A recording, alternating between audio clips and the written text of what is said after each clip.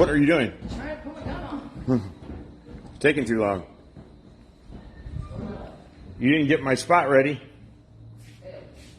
Good job. You didn't give me time. You didn't give me go for the coffee pot. You have to pretend. No, I don't. You need to let everybody know that you're a basic. I'm a basic Elizabeth. You're a basic boss. Yes, I ended up with Starbucks this morning, so I didn't have to go fill up my coffee. What are we talking about today? Good morning, Mr. Gordon. Good morning. We're talking about your list, CCW Myths. This one? Yep. But first thing we're going to talk about, though, is March Madness. Since March Madness is still going on, we give people a couple minutes to hop on here. It seems dark. Does it seem dark in here? It seems dark for some reason. And this is annoying me. It keeps saying slow connection. I don't understand. Submit a ticket to the IT people. They'll love it. That explains everything. Good morning, good morning. So we got March Madness still going on, although I guess we have to do this later in the day to give Charles time to get here and actually do his work, do his job. You're talking and you're not on the camera. That's because you're taking up the whole space. Because Charles hasn't come in yet to change out the prizes for the day. However, if you are a member, you can come in, you can take 2 shots every single day. If you're not a member, you can come in and take 1 shot. 1 shot every single day.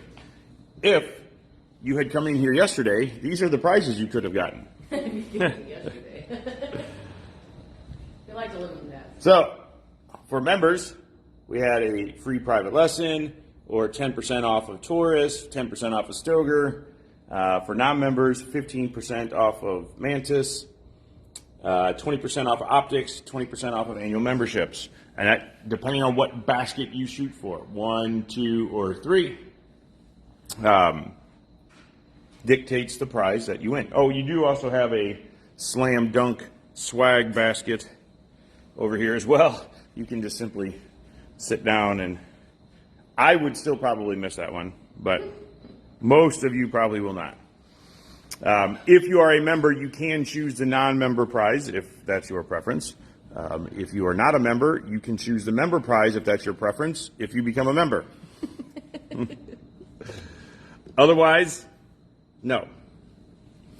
And so that's going on all month, and you can come in every single day and take advantage of it. So, come over here. Thank you. Do you see this? Look. Yes. That's from Eli. And this. He tackled me at the baby shower. Because I brought up his little girlfriend. Uh-oh. Hey, if you're a teenager why has it got to be little girlfriend? Why is it? Oh, he's got a little girlfriend. That's probably why he tried to joke me. Probably why he did. You insulted his manhood. It's a coming of age thing. If you're a teenager and you acquire a boy or girlfriend, you have to get made fun of at the family functions.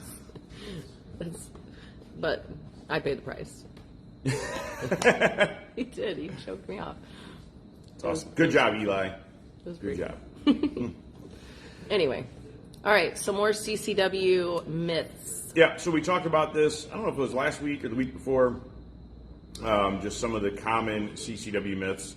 Can you give a brief rundown of the ones that we talked about? Sure. If you check them off. Smaller guns are better. Smaller guns. We saw a perfect example of that this weekend. It was great yesterday, actually, in my basic pistol class. Paul, good morning.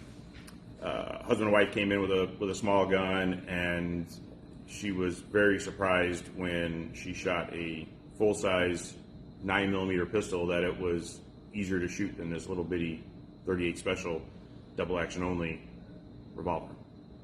It was awesome. Yeah, that's awesome. Your CCW gun needs a safety, or your gun needs a safety in general. Yeah. And if you want to get more information on that, you'll have to go back and watch one of our other videos about it. I think Charles labeled it CCW Myths. Dragging the body inside. Don't do that. That's just a no. You don't even have to recap that video. Just don't touch anything. Shooting to kill versus injure, which it should be shoot to stop. Stop a threat. To get to safety. Gosh, and it's amazing to me how often that comes up. Oh yeah. I think it's a movie thing. You know, shoot him in the leg or whatever. But there was. I may have told this story before, but there was a lady that came to the other shooting range I used to work at, and this was a story told to me. But she asked for a full-size target, and she was questioned why, and she wanted to practice shooting on kneecaps. At least she wanted to practice. That's good. Carrying in a pocket or ankle or off-body carry, like some of the complexities there. I don't know if empty chamber. I don't know that we talked about that one. I don't know that we did. I don't think we did talk about that one. one. Yeah, maybe that's a good one for today. The Second Amendment is your permit, and warning shots. Yeah. So we've covered those already. Yeah. Go back and watch it. They're on YouTube as well. Yeah, you can watch it on YouTube or here on the FaceTubes. The FaceTubes, YouTube. Okay, so let's. And hold on. You can submit your own questions or myths, or maybe it's a myth, maybe it's not. What ifs? What ifs to training@therangesstl.com. You can post them here too, but it's easier for us to remember to look them up if you send us an email. So training@therangesstl.com. If you have your own, hey, my great Uncle Joe told me that I should do this or I should carry this or whatever, send it to us and maybe we'll talk about it. Maybe. If it's worthy. If it's not worthy, we won't. We'll just make fun of you. Yeah. No. I think we need to get a box. I asked Charles to make us a box so you can submit anonymous questions in store. Stay tuned. That'll be so cool, like a suggestion box. It's a what if box. I will bet you $4 that nobody will use it. And now somebody here will put some. Nobody that works in this building will use it. Okay? They're not supposed. It's not supposed to be people I know. working in this building. I just wanted to clarify so that if Chris Billadew puts in there, well, what if? Oh, right. That doesn't count. All you need to do is go outside and fire 2 blasts. Yeah, 2 blasts. Right. Jeez, he could. Anonymously, Joe Biden. Probably. But I would bet you $4 nobody would do it. Now, somebody that's watching this that comes in here often will come in and just put something in there just so you can win $4. That's right. Because they like me better than you. Yeah. And that's okay. Most people do, and I don't blame them. It's all right. Okay, so. Bullet will bounce off a windshield. That's a good one. Yeah, that's. Fire 2 blasts. Now, shooting through glass that's a. Consider being inside a car. Now, typically, most people don't envision themselves shooting into a car through glass unless you're the aggressor. And in that case, if you're thinking about that, then. Well, I guess. Team Liz. Oh, come on now. Maybe if someone was trying to steal my car with my kid in the back, that would be an opportunity. That would be a moment I might consider shooting through glass into my car. But you should know that glass changes trajectory of bullets a lot, big time. And yeah, depending on what you're shooting into and which, in the doors or in the windshield, all that stuff matters. Yeah. But it ain't bouncing off. No, it's not bouncing off. No. For sure. Okay, so leaving mags loaded ruins the springs. So this one comes up very often in pretty much any basic class, and they talk about when we get to the loading magazines part. Like, man, this sucks. I'm never going to be able to do this. Like, hold on, bad guy. They all say, like, hold on, bad guy. Let me load my magazine real quick. This is why I want a revolver. Like, all these things. And I get it. Like, you don't consider using a part of the gun without using the whole gun. So if you're brand new to it, you don't know what you don't know. So let's just clarify that myth. Guns are sold typically with multiple magazines, and they are a consumable product, so they do wear out over time. They're kind of like your tires on your car. It takes a long while, especially modern magazines. But if you use it, and you should use it. Yes, but not enough people do. Right, but you can keep them loaded. You should keep them loaded. Even if it's just your range toy, you can load them up ahead of time. And have them all ready to go in your range bags. That way you walk out the door, it's really easy to get to the range, and it's just like having your gym bag ready to go. It's like, all right, I'm going. But defensively speaking, keep your gun loaded, your magazine loaded. You definitely won't have time in the heat of a moment to do that. Keep your gun chambered with a round in the chamber. Fully loaded magazine, round in the chamber, topped off magazine, done. I saw one guy one time practicing drawing his gun and racking his slide before he took a shot. He was getting pretty fast at it, but it wasn't fast enough. Yeah. And the ability to use both hands might not always be there. In fact, it's pretty uncommon for someone to use two hands on their gun in a lot of situations. So don't rely on having both hands. Keep your gun chambered. Now, keep your mags can you rack your slide? This is what I always hear when I. That's my foot. I told you it's like a shooting pain. Anyway, sorry. When this sort of thing comes up, and I can rack my gun off my belt or whatever. You're right, you can. But why? Just keep it around in the chamber. That's the way the gun is designed to be carried. Carry it that way. And your springs in your magazine don't wear out. What does wear them out is using them over and over again. So think about having training magazines. Relaxed, compressed, relaxed. That will wear them out. Yeah. Staying in a compressed state technically wears on the material ever so slightly. Decades. But a really long time. Really long time. You will wear it out much faster by using it. You are not going to hurt your magazine by keeping them stored. The only caveat I will give to that, is if your magazine has plastic feed lips, okay? Let's see if I can get this part right here, the little bent piece at the top of your. You have a Glock mag or a P mag? No, This is Glock mag. I carry a Glock mag too. I don't use the Magpul mag. That's okay. I wasn't talking. You can just talk right over top of me. Sorry. If your magazine has plastic feed lips, those I would be more concerned about wearing out over time with pressure on them. The metal feed lips, I'm not concerned with at all. So don't worry about it. Keep your mags loaded. And use a good holster to accommodate your loaded chamber to protect your trigger. Because that's what keeps guns from going off. Guns don't just go off. They have to be acted upon. I had a student in class one time. I may have told this story already too, but we were giving our intros and things, and she was saying, I'm really terrified of guns because one time my brother was holding his kid, a young child, and the child's fine. But he had a gun in his waistband, and the gun just went off. She said the safeties failed, and the gun just went off. This is at the beginning of class. She didn't know anything about it. She didn't know what she didn't know.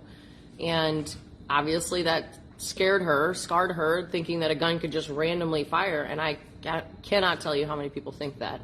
And if I had a gun sitting on a counter, on a table, and it was loaded, I would walk in front of it all day long. That's fine. That doesn't bother me at all. But the moment that I start picking it up or someone else wants to handle it, that's the time that I'm not going to be in downrange of that gun. But my point is guns don't just go off. The trigger has to be acted upon. So carry it around in the chamber. And Always. Please. I mean, I don't care, I guess. Do what you want to do. But that's definitely not the best idea to carry with an empty chamber. Look, that was the next one. Guns go off. Guns just go off. Yeah. That is something we hear all the time. In an NRA instructor course, you get in trouble for saying that. Gun? No. Yes. Oh yeah. No, weapon. Weapon, yeah. Weapon. You can't say weapon. Yeah, but you also can't say that guns go off either. I get it, I guess, but god dang it. Anyway. Mr. Hi, Birch, Grant. good morning. Practicing at the range is enough. Ooh. Like, okay, so let's quantify it. What does that mean? Just shooting your gun is enough practice for carrying a gun defensively. No. No. I mean, yes and no. So here's why I will qualify this with a potential yes. Is that are there people who have defended themselves with a firearm who have never taken any sort of training, who maybe only shot in their backyard a handful of times, and they have it there. When the bad guy came in, they shazammed, and the bad guy was like, ah, and turned around and ran away. For sure. They defended themselves with a firearm, and they They succeeded. Absolutely. They also got very lucky. So having a high level of competence, not just confidence, to understand your gun and how it works so you don't have to think about the tool as everything else is going sideways. That tool, working with the tool, just happens. If you have to think about how to rack your slide because you're too nervous to carry a round in the chamber, and you're in turn too nervous to come and shoot too often on your own, but yet you want this as a defensive tool, you're not quite ready to carry it as a defensive tool or have it in your house as a defensive tool. You stand a much better chance of being hurt with that thing than stopping the threat. So you need to be put under a little bit of stress. And by that, it doesn't mean people yelling and screaming at you. That just means doing something you're uncomfortable with, right? Having that instructor over your shoulder, even though they're not standing there like this, that's what it feels like sometimes. Like, all I have to do is put my magazine and rack the slide, and I'm like, ah! And I launch the magazine across, and I try to grab my slide in some goofy way, because all of a sudden there's this stress, right? Think about if you're trying to defend yourself, you're going to be under a lot of stress. So coming out, training, working on things you're not comfortable with. Oh, I don't like to do that thing because I'm not very good at it. Well, then do it more and get good at it. So I use the analogy with that, like when a student doesn't want to practice something that they're not good at. It's like when you drive someone else's car. Like, you go drive someone else's car, you got to find where all the widgets are and all that stuff, and then when you get back to your car, it feels like you're so comfortable in it, and it's just like, oh, I got this. It does. It kind of, when you go outside of your comfort zone, it solidifies some of those fundamentals you already established with your gun, or the concepts that you already know really well, and you got to be careful reading those comments. I do. I'm yes. But what else I was kind of leading into that is that the gun is not the only aspect of self-defense. Oh, Charles is here. Hi, Charles. Welcome to Monday. Yes, good morning. It's about time you showed up. Late Charles. Late Charles. Yeah. But there's other aspects to the defensive world other than just a tool. Using your brain, just avoiding conflict and practicing talking to people. And I know it sounds silly, guys, but if you could envision, or if you could even just think about some issue that you've heard on the news, someone got into an argument over a parking spot or whatever. If both of those people survived the lethal encounter that it turned into, and you asked them after the fact if they would have done the same thing knowing it got to that point, they would have said, no, I would have chose to walk away. And I think that is a huge aspect of the defensive world that a lot of people miss. And that sucks, because we want to avoid situations, not get ourselves into them. Yes. Be smart. Don't be dumb. Yes. It's that simple. Yes. Stay safe. Get trained. All right, so what's next? What else? Revolvers don't jam. Revolvers don't jam. Yeah. Revolvers. So I had this discussion yesterday that I will say that revolvers don't malfunction as often as a semi-auto, given that the shooter's not the problem. But, however, I want to say that semi-autos will malfunction more if you have crap grip, right? If you don't hold the gun right. I think you said it this way before. It's like semi-autos are more prone to user error. Revolvers are more prone to mechanical error. Yeah. And the first time I heard you say it, I was like, that makes so much sense. Yeah. There's a lot more little itty-bitty pieces that all have to work together to make a revolver work. But you could hold it with this terrible grip and pull the trigger, and as long as all those little bitty pieces are working, the gun's going to keep functioning. With a semi-auto, you can cause the malfunction because you're not holding the gun properly. That's what we see, and that's where people say, well, this malfunctioned on me every time I shot it. Well, it's because you were holding it like this to try to shoot the gun. That's not going to work. So if you don't use the tool properly, it does have a higher chance of malfunctioning. However, the revolver is much more complicated. If you think about the fact that it has this cylinder, right, this doodad that's holding all of your ammo, and as you pull the trigger, it has to turn either way, counterclockwise, clockwise, backwards, but you know what I mean. It has to get lined up with the barrel, and then that bullet at a very high rate of speed has to jump a gap and then travel down the barrel downrange. So if all of that stuff doesn't work perfectly, it's a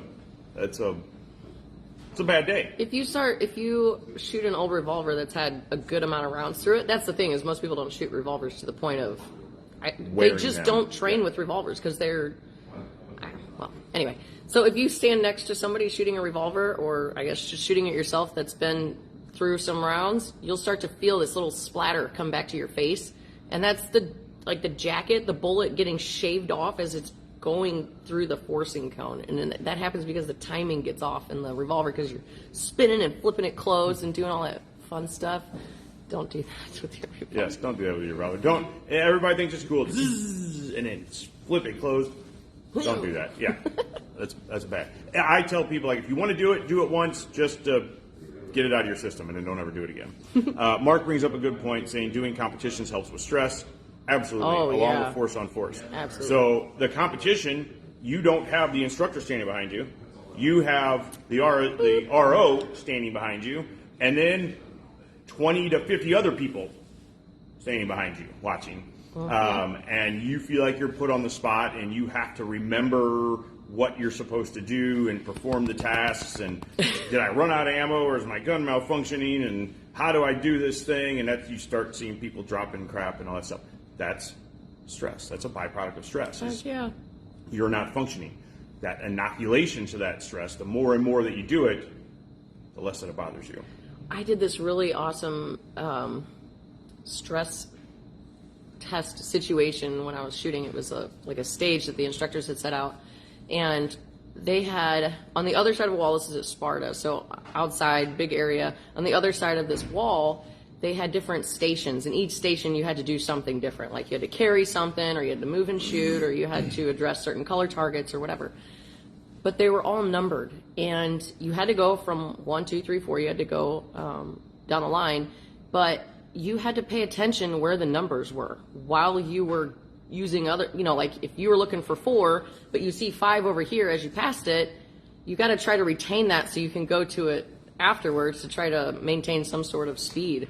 Oh my gosh, it was mental overload, and it was very fascinating to see how quickly you can fall apart when you're, but the way that he articulated it was you're kind of in a battlefield, like imagine if those numbers were people or your loved ones or things that you had to navigate around or do, or whatever the situation was. But to be able to process different things in your environment, to know where it's at, and to retain it, man, it was really eye-opening. And then think about trying to figure all that out and how to put your magazine in your gun, right, or how to rack your slide, right, or how to line up your sights, or whatever the thing is that just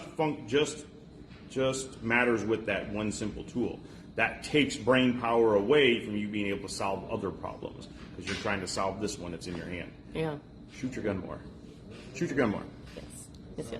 Wise man once said, train until you can't get it wrong, especially the things you're not good at. Yeah, why wouldn't you? Vinny says this all the time, like, why wouldn't I want to shoot with people that are better than me? Yeah. Why do I always want to win?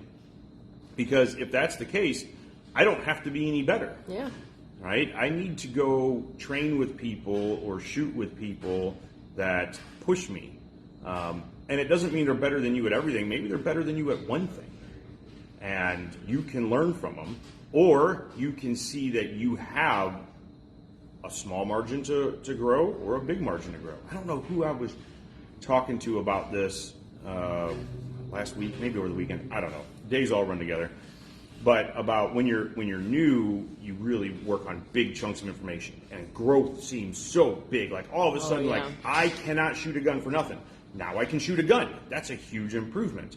Now I go from I can actually shoot a gun to I feel safe doing it on my own.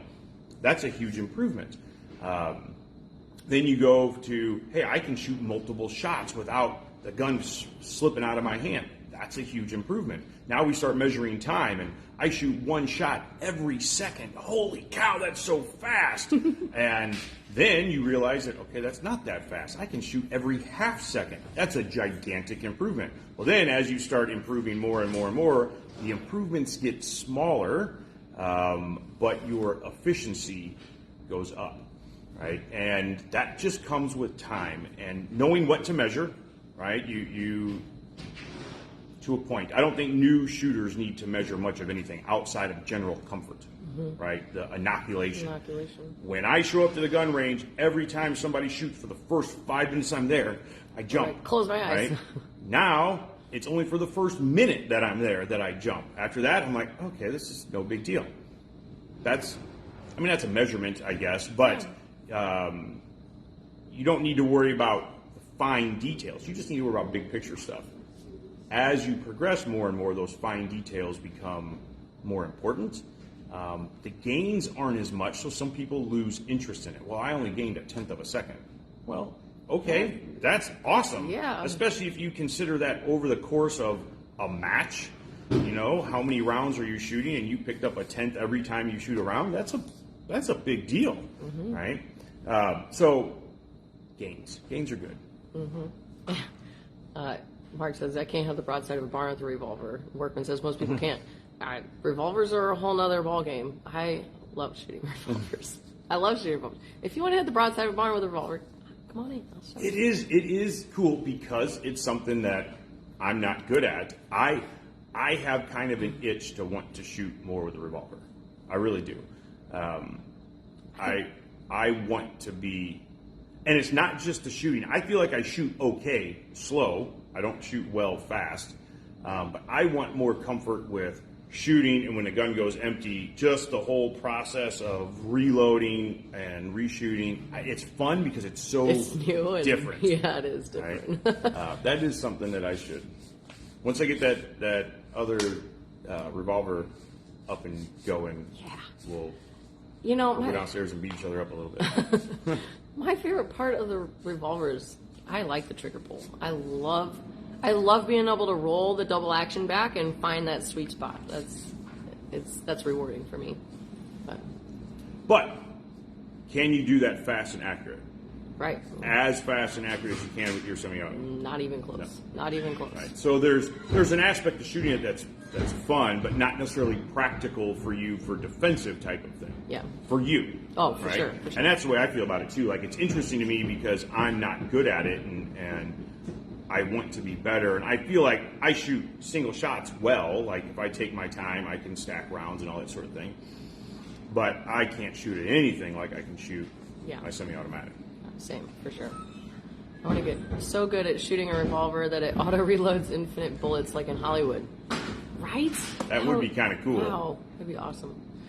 When I want to relax and slow down, I haul out a single action. Oof. I can't do the single actions. I can appreciate them, but single action guns are not my thing. I don't prefer single action only.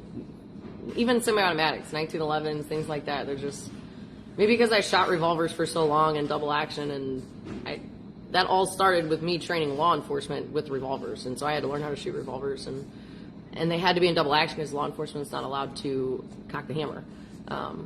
So I don't know. Single action to me is maybe I need to shoot single action more. Maybe that's something that I could work on for sure.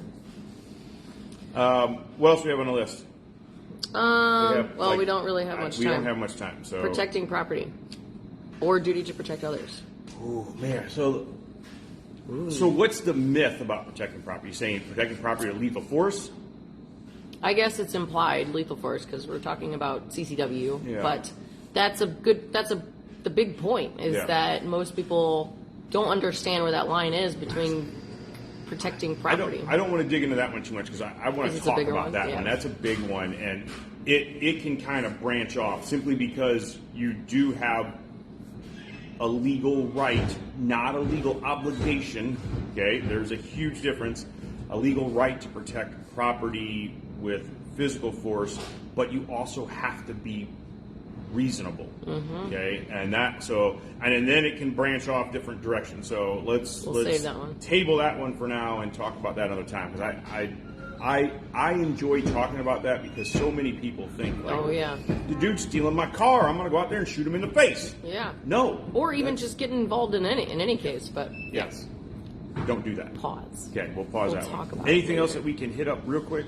No. No, Because the okay. other one's duty to protect, and that one's another big one. So Yeah. All right. we'll talk about those two next time. All right.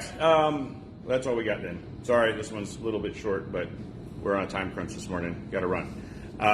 If you guys need something, we have all the super awesome stuff in here. Oh wait, let's look at the prizes. What did we? Oh, yeah. Since Charles finally showed up for the day, let's see what we've got for March Madness prizes for today. We have, if you are a member, 10% off CMMG. Holy crap, that's awesome. 10% off of SIG 320s. 20% off of any safe. What? That's today's. Today's the day. I was just gonna say, you got to sing it. Today's the day. And then non-members, you have 15% off of ammunition, 10% off of Walther PDPs. Holy crap, 10% off of rifles. Dang. Be safe with the Walther PDP. Today is the day. Today. Holy moly. And then obviously you can take a shot for some swag. That one don't change. So, man, there are some deals up there today. She sings. She does not really sing. That's just saying words in a different tone and raising her arms over her head. That's all that is. Like the starfish from Finding Nemo. Yes, y'all are open today. Can I bring my dog in? Why wouldn't we be open, first of all? Is it a holiday or anything? I don't think so. Okay. We're open every day except for like some crazy holidays. The crazy ones. Crazy ones. Christmas things. Dogs. So, service dogs, of course, yes. Well-behaved dog, I don't think that they would care about. We have had dogs come in here and just like be on the floor, and the owner's like, "Huh, that's a good thing your floor's concrete," and then walk off. That's not cool. All right. And they can't go on the range. Don't be that. Oh yeah, they can't go downstairs. They got to stay upstairs. So yes, if you want to come in, you got your dog in the car, and you want to bring your dog in and come in and shoot a basket, and then you win 10% off of a CMMG or something, and go get yourself a rifle. Do it. Just don't let the dog fall into 4473. Don't let the dog fill out the 40. A lot of stores are closed on Mondays. Yeah. Huh. Gun store. Yeah, I guess. Not us. We are open Monday through Friday, 10 to 8, Saturday, 9 to 6, Sunday, 10 to 6. Yeah, but remember with the PDP, you get a free safe. That's what she said. That's what I said. Gosh, Charles, why don't you listen? That was too entranced by the Desert Eagle. Yeah. So, Mark, not cool. My dog's well behaved, and I clean up if things happen. Awesome, and that's all we ask, right? Be a responsible dog owner. That's cool. So, Responsible dog owner. yeah. What? Be a responsible dog owner. Be a responsible dog owner. Usually that's be a responsible Gun gun owner, yes. It fits. Fits. So yeah, 10 to 8 Monday to Friday, Saturday 9 to 6, Sunday 10 to 6. If you need something, come see us. We have all the stuff. Mark, if you're new to us in this place, let's see. Got all the stuff. All the stuff. There. I just did inventory. There's everything we got. So come in and get, whoops. And coffee. Hold on. Sorry, the slow connection button is in my way and I can't hit the camera button. There we go. Gosh dang it. So 14803 Manchester Road in beautiful Baldwin, Missouri. If you need something, come see us. You guys have a super awesome day. Stay safe. Be nice to one another. And we'll catch you soon. Later. Toodles. Awkward. Pause. Let's pause like here. Right?